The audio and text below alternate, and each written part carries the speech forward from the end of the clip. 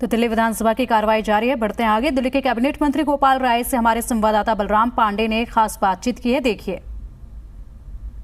कांग्रेस की प्रवक्ता अलका लांबा और प्रदेश अध्यक्ष अनिल चौधरी के बयानों का कांग्रेस ने खंडन किया है, लेकिन इस खंडन के बाद आम आदमी पार्टी का क्या कहना है, इसी पर बात करने के लिए हमारे साथ आम आदमी पार्टी के वरिष्ठ नेता और दिल्ली सरकार के कैबिनेट मंत्री गोपाल राय जी हैं। गोपाल जी, क्या कहेंगे? कांग्रेस के शीर्ष नेतृत्व ने तो इसका खंडन कर दिया है। नहीं, कांग्रेस के आधिकारिक बयान आने के बाद चीज़ें स्पष्ट हुई हैं कि कल जो कांग्रेस के कुछ नेताओं ने बयान दिए उनके व्यक्तिगत बयान थे। तो मुझे लगता है कि मेरा एक ही अपील है सभी लोगों से, सभी पार्टियों से, चूँकि गठबंधन में सभी पार्टियां मिल के काम करेंगी तभी मजबूती आएगी। और मुझे लगता है कि मुंबई की जो प्रस्तावित बैठक है उस बैठक से पहले थोड़ा सभी लोगों को धैर्य रखने की ज़रूरत है।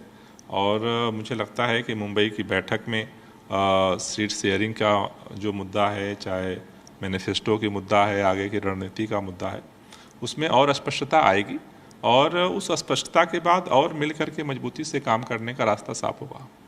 लेकिन गोपाल जी, देखा जा रहा है कि कांग्रेस के जो नेता हैं वो लगातार आम आदमी पार्टी के खिलाफ बयानबाजी कर रहे हैं। संदीप दीक्षित ने भी काफ़ी टिप्पणी की हैं राष्ट्रीय संयोजक अरविंद केजरीवाल के खिलाफ, और आपने देखा कि कल किस तरीके से जो दिल्ली प्रदेश अध्यक्ष हैं अनिल चौधरी, उन्होंने कहा कि हम लोकसभा चुनाव के लिए तैयारी कर रहे हैं, 7 सीटों पर चुनाव लड़ेंगे। तो कहीं ना कहीं जिस तरीके से दिल्ली यूनिट के बयान आ रहे हैं उसको लेकर के क्या कहेंगे? नहीं, मुझे लगता है कि इस पर कांग्रेस को निर्णय लेने की ज़रूरत है। कांग्रेस अगर इंडिया गठबंधन में सबके साथ मिलके काम करना चाहती है तो उसे अपने संगठन, अपने नेतृत्व के साथ बात करके और एक स्पष्टता करने की ज़रूरत है। क्योंकि ये छोटी छोटी चीज़ें हैं, लेकिन छोटी छोटी चीज़ें भी कभी बहुत बड़ी बड़ी चीज़ों को बिगाड़ देती हैं।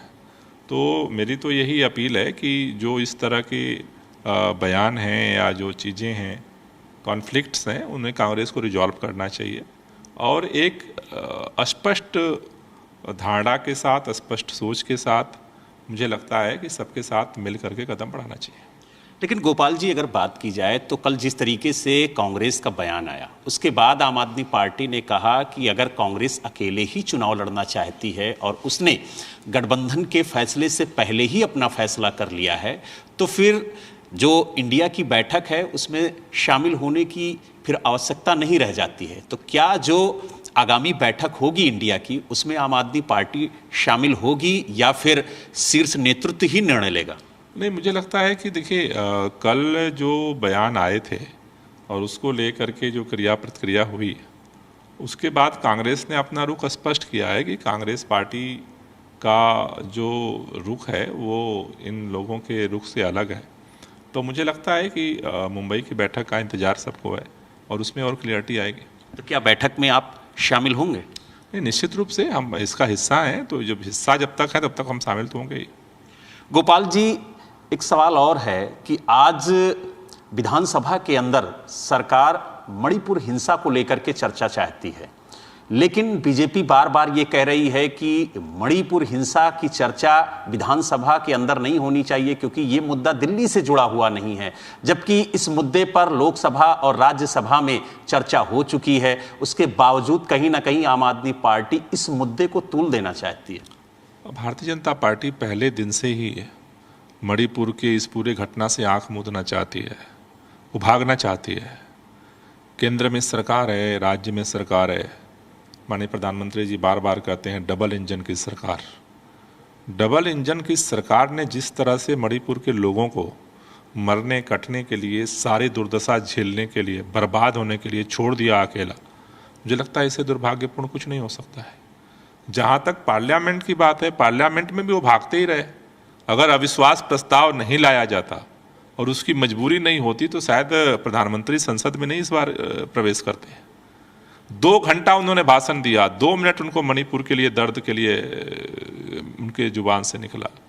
तो मुझे लगता है कि भाजपा पहले दिन से भाग रही है और वो भागती रहेगी, क्योंकि जो दिल्ली के भाजपा के नेता कह रहे हैं कि वो बाहरी मुद्दा है, मणिपुर का दर्द इस देश का मुद्दा है। देश के किसी हिस्से में किसी भारतीय के साथ अगर कुछ भी अत्याचार अन्याय होता है वो पूरे देश का मुद्दा है। तो मुझे लगता है कि भाजपा पहले दिन से भाग रही है और उसके पास भागने के अलावा, मुंह छुपाने के अलावा कोई रास्ता है नहीं।